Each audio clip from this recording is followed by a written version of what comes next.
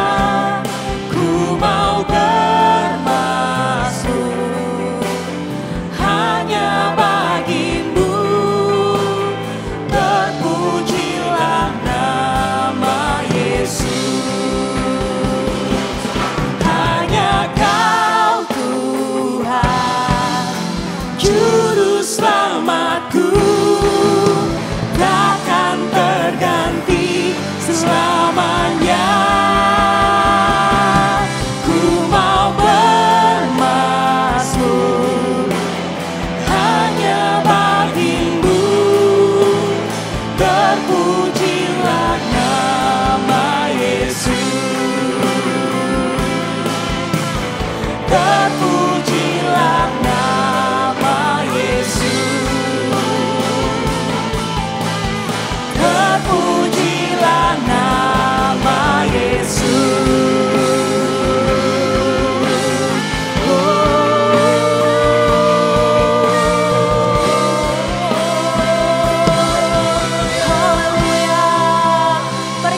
Sorak-sorai paling meriah bagi Raja kita.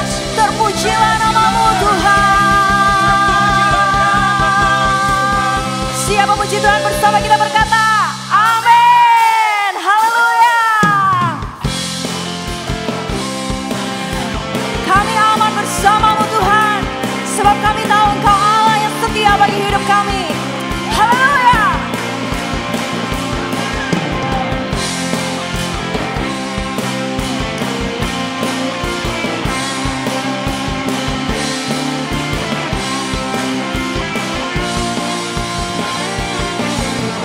Firman-Mu Tuhan, kita bagi kakiku.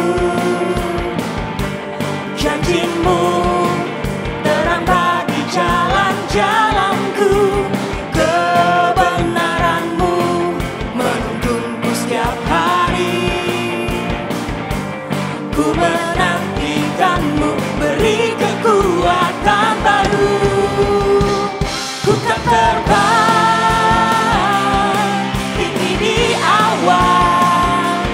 bersama-Mu dalam kemuliaan, sebab firman-Mu teguh menopang. Ku kan aman dalam-Mu Tuhan.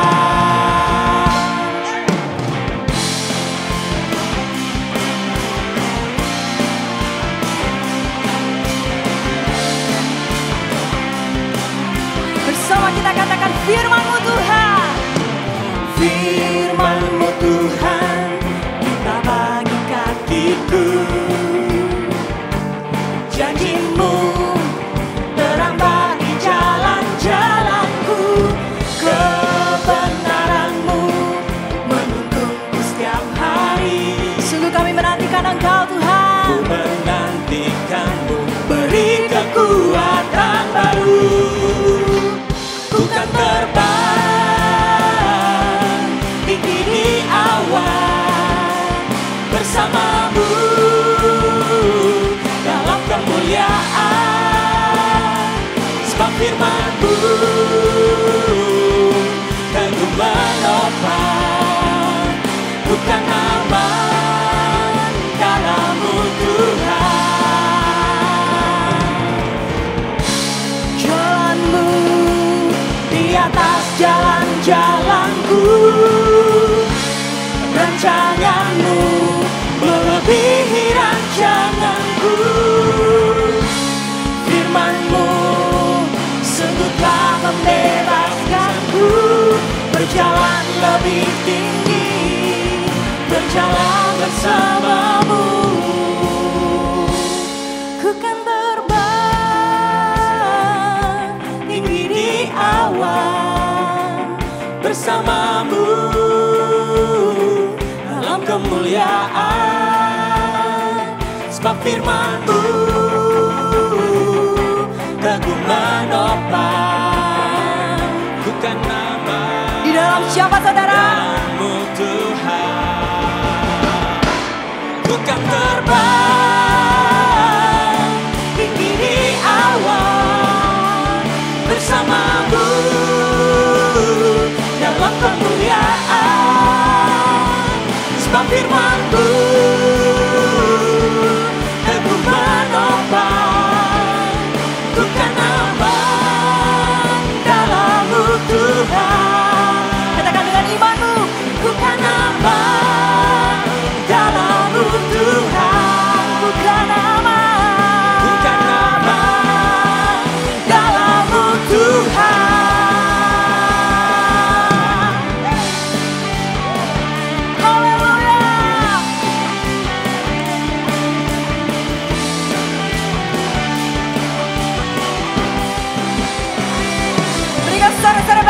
Raja kita yang hebat. Haleluya. Haleluya. Benar Tuhan, kami aman hanya di dalam Engkau Tuhan.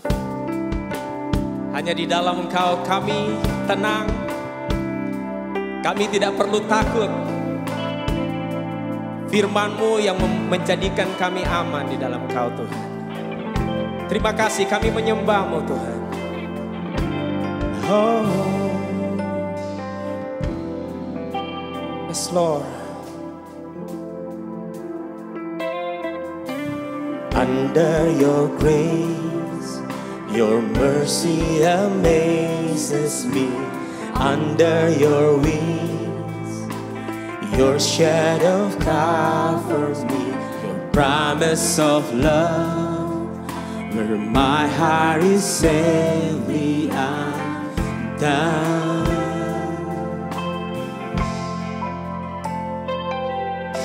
Speak to me, Lord, your servant is listening.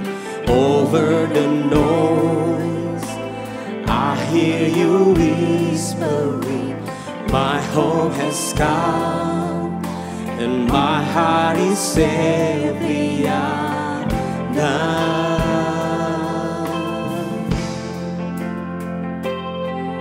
I found my fortress in you, and my soul is anchored with you. My resting place is in your name. I found my fortress in you, and my soul is anchored with you.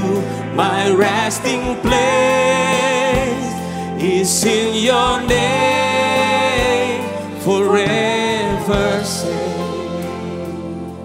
Oh, speak to me, Lord. Speak to me, Lord.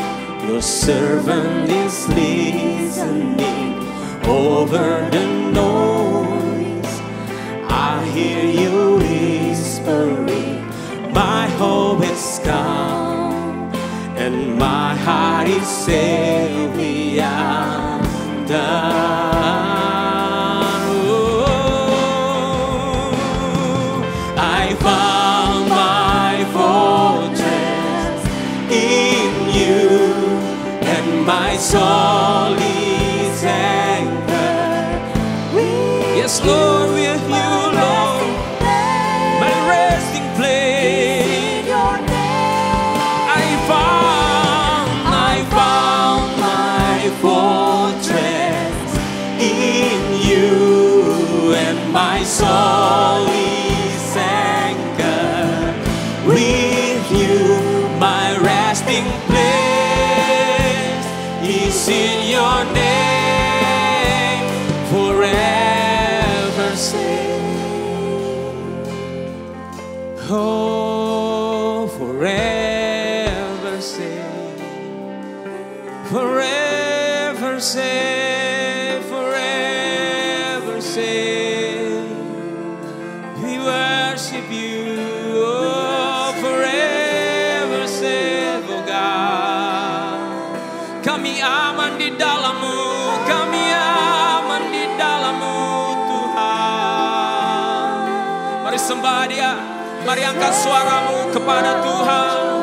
Katakan, kami aman di dalam-Mu, we are safe in you, Lord.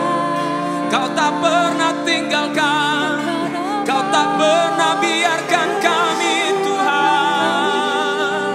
Oh, kami aman bersama-Mu.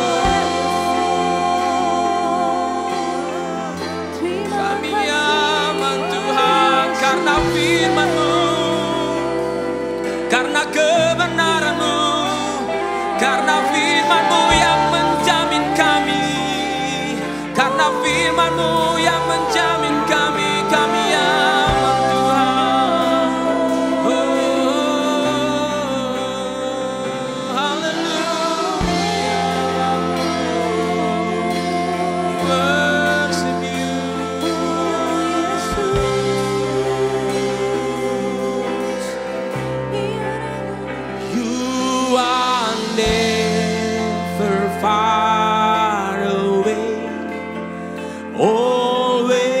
reaching out to save my weakness covered by your strength, and I am found forever safe. You are never far away, amen. Always reaching out to save my weakness covered by your strength, and I am found forever safe. You are never, you are never far away.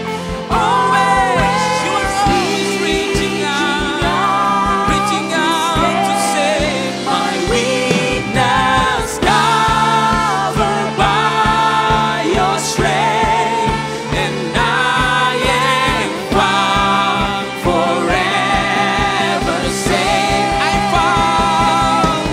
I found my fortress in you, and my soul is anchored with you. My resting place is in your name. I found my fortress in you, and my soul is anchored with you. My resting place is in your name, forever safe. Oh, forever safe. Thank you, Jesus. Thank you, Lord. Selamat pagi jemaat yang dikasihi Tuhan. Ini saatnya kita akan bersama-sama dengan keluarga melakukan perjamuan kudus, dan saya meminta biar kepala keluarga boleh mulai mempersiapkan dan membagikan anggur dan roti kepada setiap anggota keluarga. Saya ingin membacakan 2 ayat dari kitab Keluaran, Keluaran Pasal 12 ayat yang ketiga dan ayat yang ketujuh. Latar belakang ayat ini adalah hari yang terakhir, malam terakhir di mana bangsa Israel akan keluar dari Mesir, dan Tuhan meminta mereka untuk satu keluarga boleh memotong seekor anak domba. Dan kemudian keluarga-keluarga itu akan merayakan perayaan Paskah, atau dalam bahasa Inggrisnya Passover, ya, untuk yang pertama kali sebelum mereka keluar dari Mesir. Saya akan bacakan buat saudara 2 ayat firman Tuhan. Yang pertama dari ayat yang ketiga, Keluaran 12, dan saya lanjutkan dari ayat yang ke-7. Katakanlah kepada segenap jemaah Israel, pada tanggal 10 bulan ini, diambillah oleh masing-masing seekor anak domba menurut kaum keluarga, seekor anak domba untuk tiap-tiap rumah tangga. Kemudian dari darahnya haruslah diambil sedikit dan dibubuhkan pada kedua tiang pintu dan pada ambang atas pada rumah-rumah di mana orang memakannya.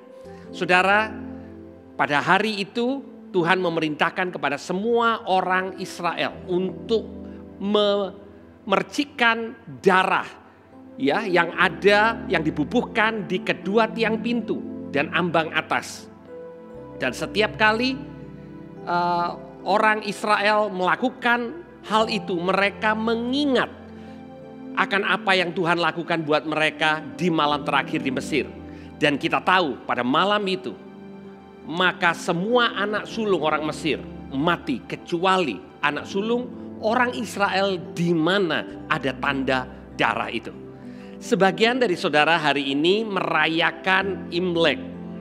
Dan saya ingin mengajak saudara pada waktu mengambil perjamuan kudus sedikit mengingat tentang apa yang dilakukan juga buat saudara yang mengerti kebiasaan orang Tionghoa, ya, yang masih kuno. Dia selalu di ambang pintu rumahnya ada tulisan, ya, di ambang pintu atas dan tiang pintunya itu ada tulisan yang berwarna merah. Kalau kita melihat begitu mirip dengan orang Yahudi yang melakukannya di ambang pintunya, ya. Bagi orang Tionghoa, mereka percaya ada proteksi, ada penjagaan dari Tuhan.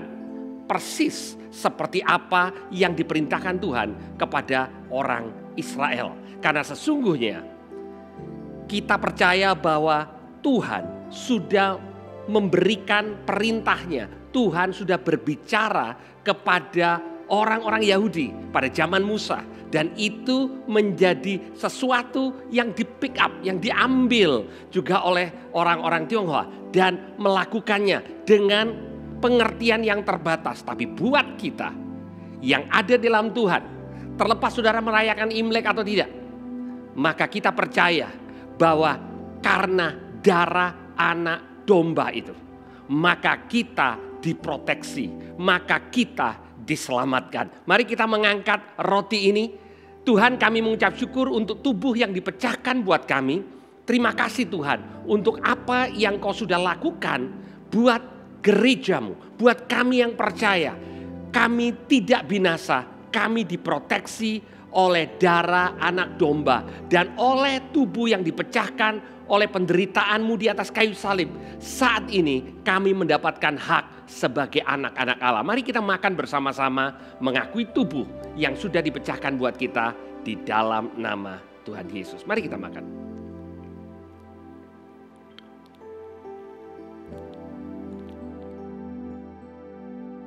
Mari kita bersama-sama mengangkat anggur ini di hadapan Tuhan. Terima kasih untuk darah-Mu. Tuhan, darah anak domba. Kami tidak harus hari ini membubuhkannya di pintu depan rumah kami. Tetapi kami tahu Tuhan ada tanda darah di dalam setiap kehidupan kami orang percaya. Oleh karena darah-Mu, maka kami diproteksi. Kami adalah anak-anak Allah. Mari kita minum bersama-sama persekutuan di dalam darah-Nya, di dalam nama Tuhan Yesus.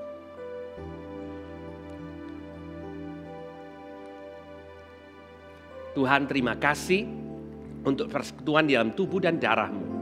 Kami diproteksi dengan sempurna dan hari ini kami berdiri di hadapan Engkau. Dibenarkan, diberkati, dipimpin sebagai anak-anak Allah. Terima kasih Tuhan di dalam nama Tuhan Yesus. Amin. Shalom saudara, selamat datang kembali di ibadah online Gereja Every Nation Surabaya. Kami juga ingin menyambut jika ada yang baru pertama kali hadir dalam ibadah online ini, selamat datang. Kami senang saudara bisa beribadah, menyembah Tuhan bersama-sama dengan kami. Gereja ini ada saudara untuk menghormati Allah dengan mendirikan gereja dan juga pelayanan kampus yang berpusat kepada Kristus, diberdayakan oleh Roh Kudus, serta bertanggung jawab secara sosial di setiap bangsa. Hanya ada satu pengumuman saudara sebelum kita mau persembahan kepada Tuhan. Every Nation Campus atau Youth dari Every Nation Surabaya pada bulan Februari ini akan membahas topik berjudul Love Alarm. Ini adalah tema di mana kita rindu untuk membantu anak-anak muda melihat ketidaksempurnaan dari cinta kasih yang duniawi serta mengajak mereka untuk bisa mengasihi sesama dengan perspektif firman Tuhan. Youth Service ini diadakan setiap hari Sabtu secara live di Instagram saudara. Dan setelah selesai live di Instagram akan ada pertemuan Zoom bagi siapa saja yang ingin datang berdiskusi, saling mendoakan dan membicarakan firman Tuhan yang mereka telah dengar. Jadi setiap hari Sabtu pukul 5 sore akan ada pertemuan ibadah kaum muda Youth Service di live Instagram saudara. Silakan saudara bisa mengajak anak-anak muda untuk bisa datang, bisa diberkati, serta bisa saling mendoakan, saling menguatkan dalam situasi sekarang ini. Saat ini kita akan bawa persembahan kepada Tuhan, saudara. Saya akan membacakan satu ayat firman Tuhan dari Mazmur pasal 146 ayat yang ke-5. Berbahagialah orang yang mengandalkan Tuhan Allahnya dan mempunyai Allah Yakub sebagai penolongnya. Ayat ini dengan jelas mengatakan tuh, orang-orang yang berbahagia bukanlah ditentukan oleh apa yang dia miliki, tetapi ditentukan oleh siapa yang diandalkan dan memiliki Allah sebagai penolongnya.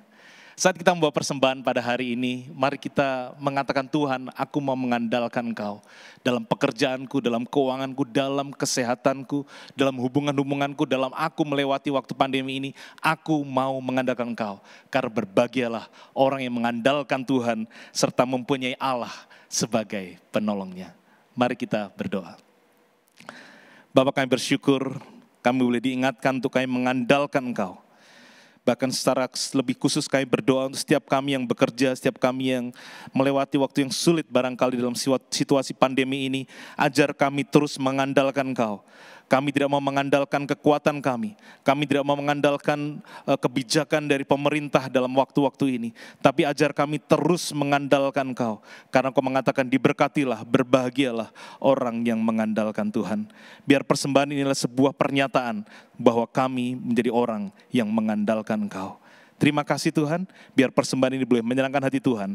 Di dalam nama Tuhan Yesus kami berdoa. Amin. Selamat memberi Bapak Ibu Saudara, Tuhan Yesus memberkati. I searched the world, it couldn't fill me.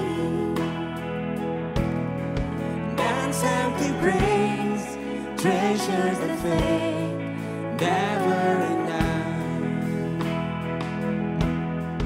You came along and put me back together.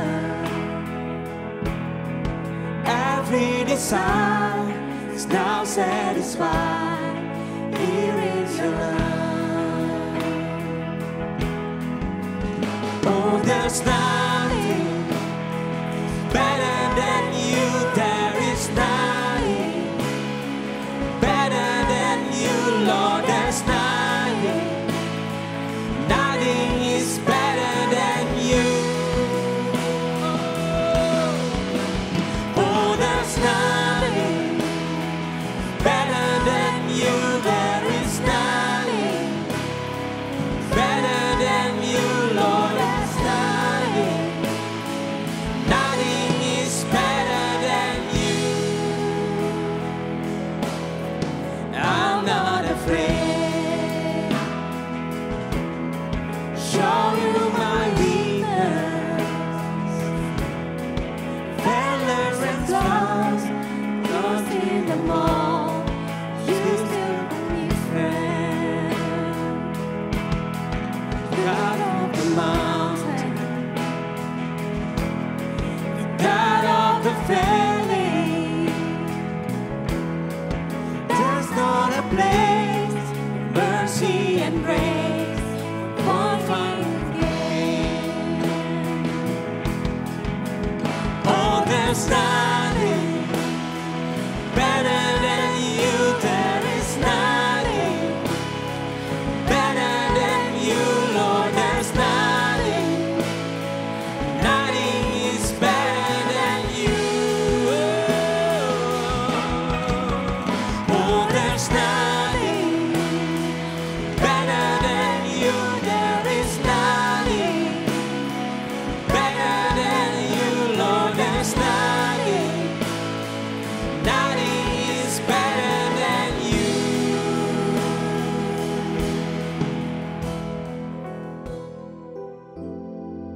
Saudara, hari ini kita masuk di seri yang baru yang masih ada kaitannya dengan tema tahunan kita, The Awesome God. Dan hari ini selama 3 minggu kita akan sama-sama belajar dari seri kita Wellness.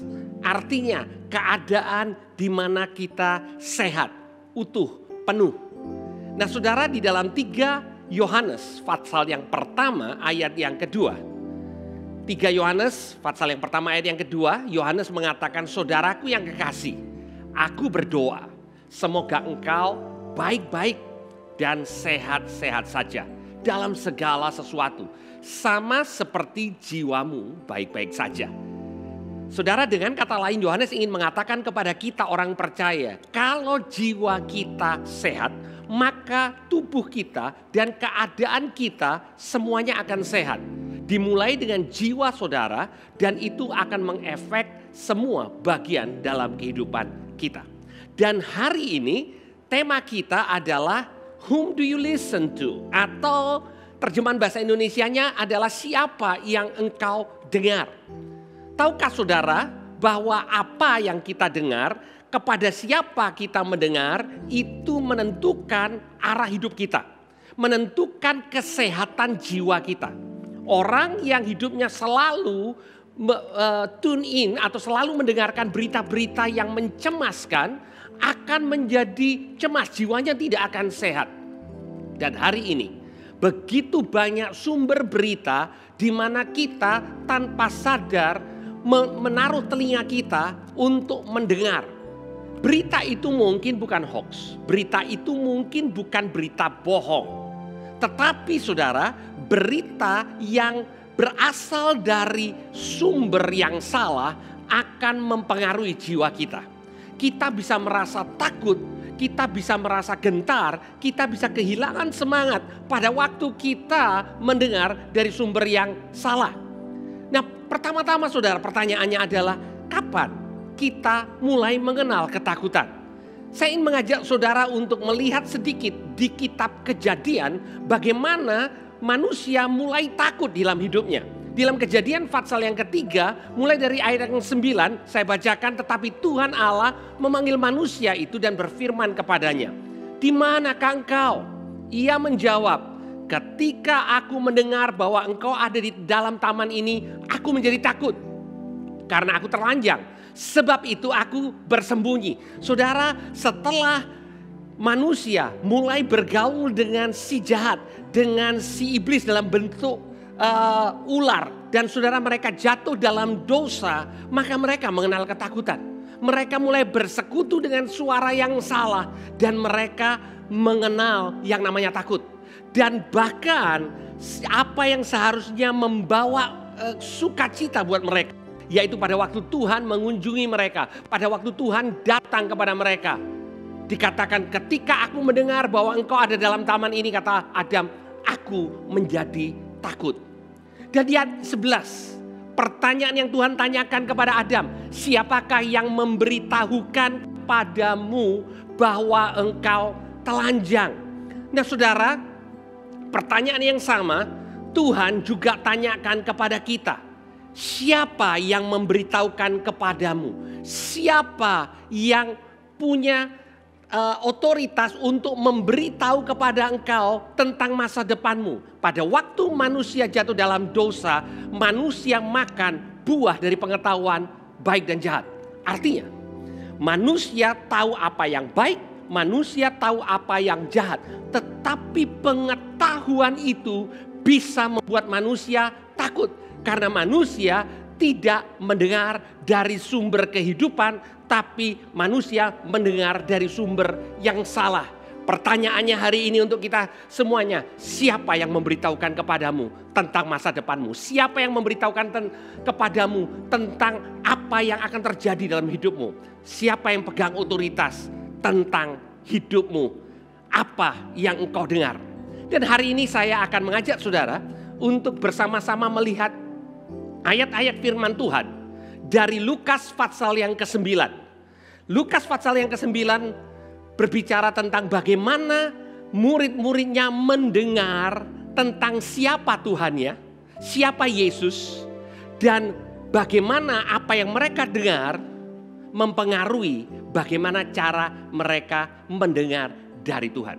Jadi yang pertama, bagian pertama adalah bagaimana murid-murid mendengar tentang Yesus. Dan bagaimana akhirnya dari pendengaran mereka tentang Yesus mempengaruhi bagaimana mereka mendengar dari Tuhan Yesus sendiri. Lukas pasal yang ke-9 ayat yang ke-18 dimulai dikatakan, pada suatu kali ketika Yesus berdoa seorang diri, datanglah murid-muridnya kepadanya. Lalu ia berkata kepada mereka, kata orang banyak, siapa aku ini? Jawab mereka, Yohanes Pembaptis. Ada juga yang mengatakan Elia, ada juga yang mengatakan bahwa seorang dari nabi-nabi dahulu telah bangkit. Nah saudara, di dalam kitab Matius dan Markus juga berbicara tentang peristiwa yang sama saudara. Peristiwa di mana Tuhan Yesus berdoa dan kemudian datanglah murid-muridnya. Ya, nah saudara, pertanyaan Tuhan Yesus kepada murid-murid ini juga pertanyaan Tuhan Yesus kepada kita. Kata orang banyak, siapa aku ini? Nah saudara, seringkali kita mendengar tentang Yesus pertama-tama dari orang banyak, dari orang-orang tertentu, ya. Dan itu mempengaruhi kita, saudara. Untuk murid-murid, apa yang mereka dengar, rupanya Yesus itu ada yang mengatakan seperti Yohanes Pembaptis, yang baru saja pada masa ini, pada peristiwa ini dihukum mati oleh Herodes. Ada juga yang mengatakan Elia. Di dalam kitab yang lain, ya, di dalam Injil yang lain, di dalam Matius, bahkan ada seorang murid yang mengatakan, ada orang yang mengatakan engkau Yeremia. Ya, banyak orang punya banyak pendapat, saudara. Ya, dan Tuhan Yesus memulai kepada murid-muridnya dan menanyakan hal itu. Menurut orang banyak, siapa aku ini? Nah, saudara, unik di ayat yang ke-18. Di dalam terjemahan bahasa Inggrisnya, keadaannya lebih jelas, saudara. Dikatakan, now it happened that as he was praying alone, the disciples were with him. Jadi kejadiannya adalah murid-muridnya ini bersama dengan Tuhan Yesus. Tuhan Yesus rupanya berdoa dan murid-muridnya tidak, saudara. Ya, alangkah menyedihkan melihat bahwa murid-murid Yesus berada bersama dengan Yesus. Sedangkan Yesus berdoa dan murid-muridnya tidak berdoa bersama-sama dengan dia. Ya, nah saudara, kembali kepada pertanyaan ini. Siapa yang dikatakan oleh orang banyak tentang aku? Nah saudara, begitu banyak jawaban yang murid-murid tahu dari orang banyak. Kemudian ayat yang 20 Tuhan Yesus mengatakan, bertanya kepada mereka. Yesus bertanya, menurut kamu siapa aku? Saudara, pada waktu murid-murid ditanya tentang siapa Yesus menurut mereka, maka banyak di antara mereka terdiam. Dengan kata lain, mereka lebih mudah berbicara tentang siapa Yesus menurut orang banyak daripada siapa Yesus menurut mereka. Pengenalan murid-murid terhadap Yesus, perhatikan baik-baik, banyak ditentukan oleh apa yang mereka dengar dari orang lain. Kemudian Petrus menjawab, jawab Petrus, Mesias dari Allah, Christ from God. Jawaban yang benar, saudara.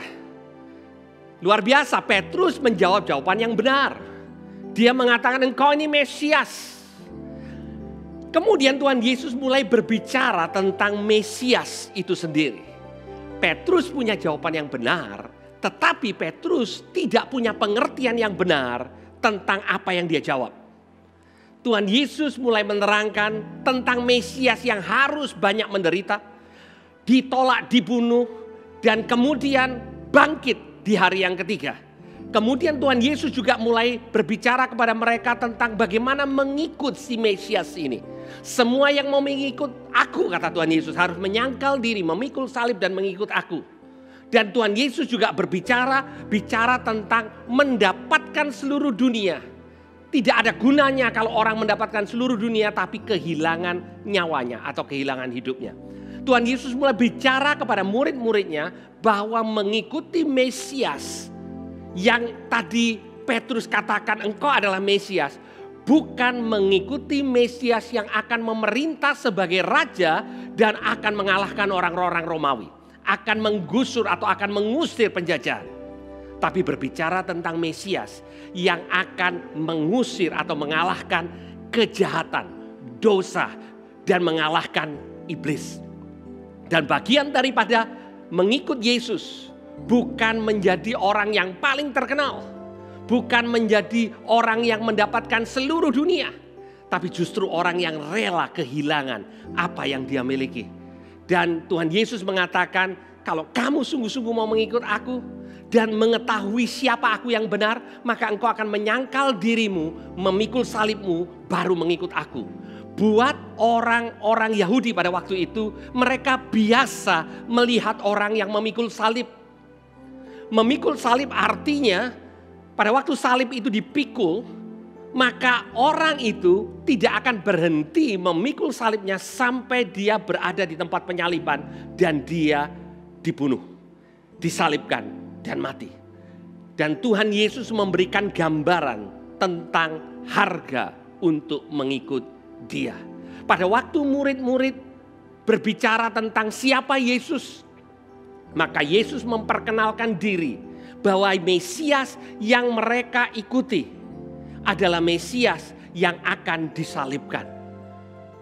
Saudara, beberapa saat setelah itu di Lukas pasal yang ke-9, di ayat yang ke-28, dimulai dengan kata-kata kira-kira 8 hari sesudah segala pengajaran itu.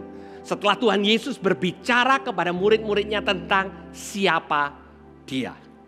Maka Yesus membawa Petrus, Yohanes dan Yakobus lalu naik ke atas gunung untuk berdoa.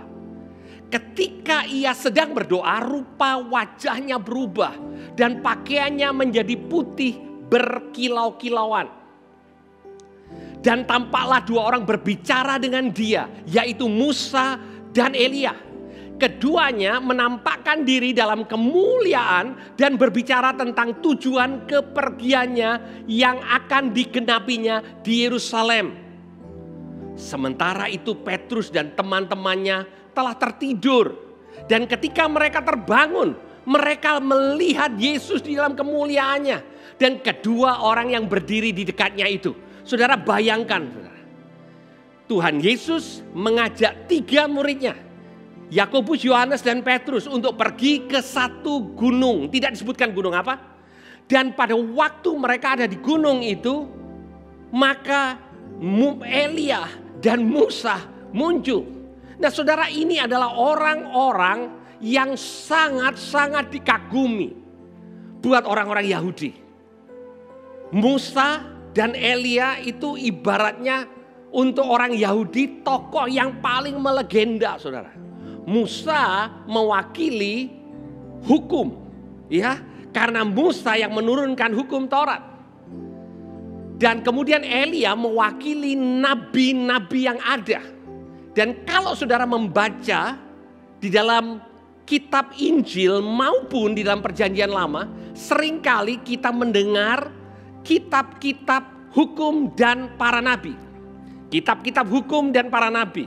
Maksudnya apa saudara? Maksudnya apa yang mereka percaya. Apa yang orang Yahudi percaya. Bahkan apa yang menjadi tradisi lewat kitab itu dan diturunkan di dalam kehidupan mereka. Dengan kata lain, apa yang dipercaya oleh orang Yahudi pada waktu itu termasuk murid-murid Yesus. Apa yang dipercaya oleh murid-murid Yesus tidak lepas dari apa yang diturunkan lewat kitab-kitab Taurat dan para nabi. Dan hari itu mereka bersama-sama ada di atas gunung. Ya, dikatakan mereka tertidur saudara pada waktu mereka ada di atas gunung. Dan kemudian pada waktu Yesus dinyatakan di dalam kemuliaan bersama-sama dengan Musa dan Elia, mereka terbangun. Dan mereka begitu shock. 2 tokoh yang selama ini membentuk nilai-nilai mereka, membentuk opini mereka tentang apa yang baik, tidak baik, apa yang benar, tidak benar, ada bersama-sama dengan Yesus. Dan ketika kedua orang itu hendak meninggalkan Yesus, Petrus berkata kepadanya, "Guru, betapa bahagianya kami berada di tempat ini. Baik kami dirikan sekarang 3 kemah. 1 untuk engkau, 1 untuk Musa, dan 1 untuk Elia." Tetapi Petrus tidak tahu apa yang dikatakannya itu. Seperti biasa saudara, Petrus itu adalah murid Yesus yang jawab duluan, mikir belakangan. Ya. Dan dia katakan, "Guru, wow ini luar biasa." Saudara, Petrus ketemu legenda. Petrus ketemu orang yang paling luar biasa yang pernah hidup untuk orang-orang Yahudi. Musa dan Elia. Dan Petrus mengatakan, "Wow ini luar biasa. Kalau begitu biar mereka tetap ada. Maka aku akan dirikan kemah." Saya nggak tahu kemahnya didirikan dari mana saudara. Mereka ada di atas gunung. Tapi idenya Petrus mau mengatakan, "Oh momen ini jangan segera berlalu. Ini luar biasa, Yesus lagi ngomong-ngomong bersama dengan Musa dan dengan Elia. Luar biasa saudara. Dan kemudian sementara ia berkata demikian di ayat 34, datanglah awan menaungi mereka. Dan ketika mereka masuk ke dalam awan itu, takutlah mereka. Maka terdengarlah suara dari awan itu yang berkata, perhatikan baik-baik, inilah anakku yang kupilih, dengarkanlah dia. Saudara, suara ini suara yang dari sorga, yang diperuntukkan untuk ketiga murid Yesus. Perhatikan baik-baik saudara, Tuhan Yesus mengajak ketiga muridnya untuk mendapatkan pewahyuan tentang siapa Yesus. Dengan menunjukkan bahwa Musa dan Elia datang kepada Yesus. Dan pada waktu murid-murid ini begitu terkagum dengan apa yang selama ini mereka luar biasa kagumi. Tiba-tiba dua tokoh itu lenyap dan yang sisa hanya ada Yesus. Dan suara yang dari surga mengatakan, inilah anakku yang kupilih. Suara dari surga tidak mengatakan, Musa adalah hambaku yang kupilih, dengarkan dia. Bukan juga Elia adalah nabiku yang luar biasa, dengarkanlah dia. Tetapi pada waktu Musa dan Elia hilang dari penglihatan mereka, suara dari surga mengatakan, inilah anakku yang kupilih, dengarkanlah dia. Saudara, setiap kita mendengar sesuatu, kita bisa mendengar dari banyak sumber. Dan apa yang kita dengar terus menerus menjadi konviksi dalam kehidupan kita. Mempengaruhi hidup kita. Mempengaruhi cara pikir kita. Mempengaruhi masa depan kita. Mempengaruhi kesehatan jiwa kita. Itu sebablah siapa yang engkau dengarkan mempengaruhi hidupmu. Nah saudara, Tuhan Yesus tahu bahwa kehidupan murid-muridnya begitu banyak dipengaruhi oleh budaya yang berasal dari kitab Taurat dan nabi-nabi. Dari hukum Musa dan hukum para nabi. Dan Tuhan Yesus mengajak murid-muridnya untuk naik ke gunung itu dan mendengarkan suara sorga yang mengatakan kepada mereka, mulai hari ini dengar Yesus. Saudara, titik ini mengubah kehidupan ketiga murid Yesus ini. Yang dibawa oleh Tuhan Yesus naik. Dia berjumpa dengan Tuhan yang dipermuliakan. Yang lebih dimuliakan dari Musa, lebih dimuliakan dari hukum, lebih dimuliakan dari Elia, lebih dimuliakan dari kitab para nabi. Dan nasihat dari surga untuk para murid ini dan juga untuk kita hari ini. Inilah anakku yang kupilih, dengarkanlah dia. Di ayat 36 dikatakan ketika suara itu terdengar, nampaklah Yesus tinggal seorang diri. Dan murid-murid itu merahasiakan, dan pada masa itu mereka tidak menceritakan kepada siapapun apa yang telah mereka lihat itu. Kembali saudara, awalnya Tuhan Yesus bertanya kepada murid-muridnya, menurut orang banyak, siapa aku? Apa yang engkau percaya menurut kata orang tentang Yesus akan mempengaruhi bagaimana engkau merespon terhadap Yesus. Dan Tuhan Yesus mau pengertianmu tentang Yesus bukan didasarkan apa yang orang banyak bicara. Bukan didasarkan bagaimana engkau bertumbuh dan bagaimana tokoh Yesus itu dikatakan kepada engkau. Tetapi apa yang Tuhan katakan tentang Yesus itu sendiri. Dan itu yang surga juga katakan kepada ketiga murid Yesus. Yesus bukan hanya seorang nabi. Yesus itu bukan hanya pribadi yang setara dengan hukum. Tetapi dia datang dan dia menggenapi hukum Taurat dengan sempurna. Karena saudara dan saya tidak mampu untuk menggenapinya. Itu yang dikatakan Pada waktu Tuhan Yesus mulai mengajar para muridnya, aku datang bukan untuk menghapuskan hukum Taurat, tapi aku datang untuk menggenapi hukum Taurat itu sendiri. Hanya Yesus yang mampu, saudara. Bahkan Musa yang menuliskan hukum tidak mampu untuk mentaati seluruh hukum itu. Dan Yesus datang untuk menggenapinya. Dan dia menjadi manusia yang sempurna, yang menggenapi hukum itu. Dan kemudian dia memberikan nyawanya untuk saudara dan saya, supaya kita dibenarkan bukan karena kita melakukan hukum, tapi mempercayai orang yang melakukan hukum itu dengan sempurna. Pribadi yang dikorbankan, pribadi yang begitu luar biasa, dan sorga mau kita mengenal ini. Dengarkanlah dia. Kembali kepada keadaan kita hari ini. Siapa yang saudara dengar? Mungkin saudara mendengar ahli tentang kesehatan. Siapa yang saudara dengar? Mungkin saudara mendengar ahli ekonomi. Saudara, kita banyak dengar tentang banyak hal. Dan apa yang kita dengar, yang selalu dengar, itu membentuk lensa cara kita melihat kepada masa depan kita. Membentuk cara pandang kita, hati-hati dengan apa yang kita dengar. Itu sebabnya Tuhan ingin supaya jiwa kita sehat. Tuhan katakan kepada murid-muridnya, juga kepada orang percaya, dengarkanlah dia. Bagaimana saudara secara praktis kita melakukan apa yang dikatakan surga tentang Yesus?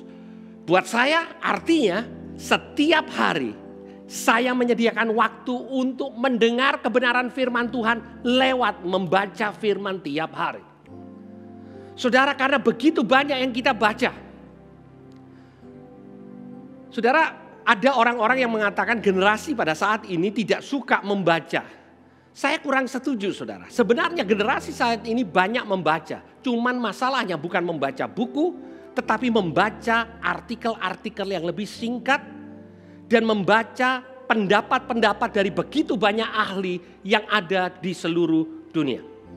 Tetapi kebenarannya, saudara, jangan kita membaca Alkitab dengan lensa ahli-ahli yang ada di dunia.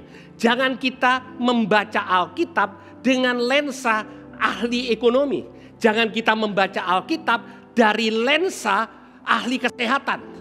Tetapi sebaliknya, saudara, pada waktu kita membaca tentang ahli kesehatan, pendapat ahli ekonomi, pendapat tentang ahli pemerintahan, apapun yang kita baca, lensanya harus firman Kristus.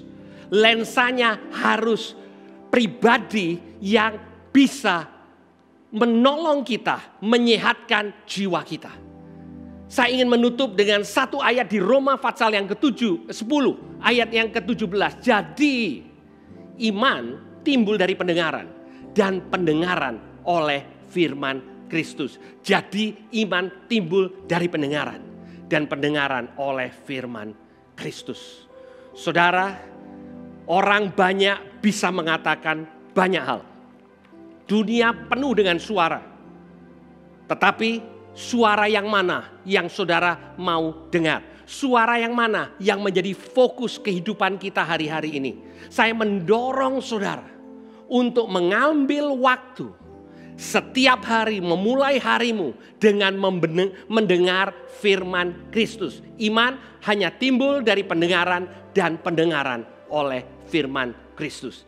Dan suara dari sorga mengatakan kepada setiap kita, inilah anak yang kukasihi, dengarkan dia.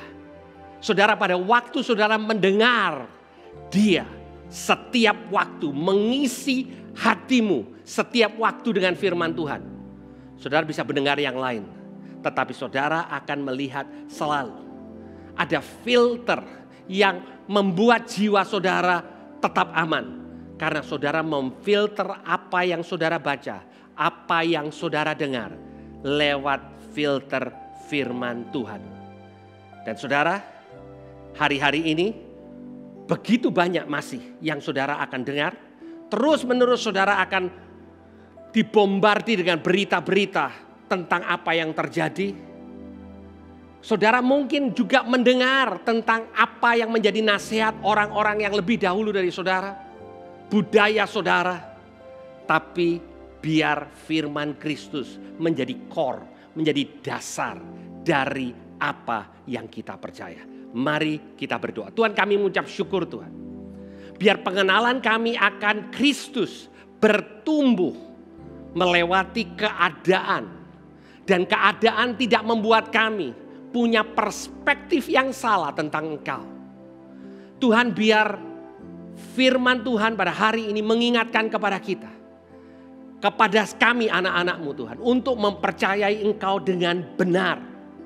Dan pada waktu kami mempercayai Engkau sebagaimana Engkau ada. Maka kami akan mendengar dari sorga. Kami akan mendengar dari kebenaran firman-Mu yang akan memerdekakan kami. Terima kasih Tuhan. Berkati setiap anak-anak-Mu yang mendengar kebenaran firman Tuhan ini. Biar mereka juga mengalami Engkau. Sungguh-sungguh di dalam hati kami masing-masing. Ada suara sorga yang mengatakan inilah anak yang kukasihi. Dengarkanlah dia. Terima kasih Tuhan untuk hari ini. Terima kasih untuk firman-Mu yang menjadi kekuatan buat kami. Di dalam nama Tuhan Yesus. Mari kita mengangkat kedua tangan kita. Kita siap untuk menerima berkat dari Tuhan. Tuhan, kami tahu Engkau memberkati seluruh jemaat-Mu di dalam keadaan-keadaan yang sulit seperti ini. Hari ini iman kami dasarkan oleh firman Kristus. Bukan dari kata ahli, bukan dari orang-orang yang kami kagumi. Tetapi biar firman-Mu menjadi sesuatu yang kami pegang. Berkat Abraham, berkat Ishak, berkat Yakub dilimpahkan dalam hidupmu. Engkau diberkati supaya engkau menjadi berkat buat banyak orang. Di dalam nama Tuhan Yesus, firman yang menjadi manusia. Kami berdoa dan mengucap syukur. Yang percaya katakan amin. Selamat Imlek dan Tuhan Yesus memberkati setiap saudara. You are never far.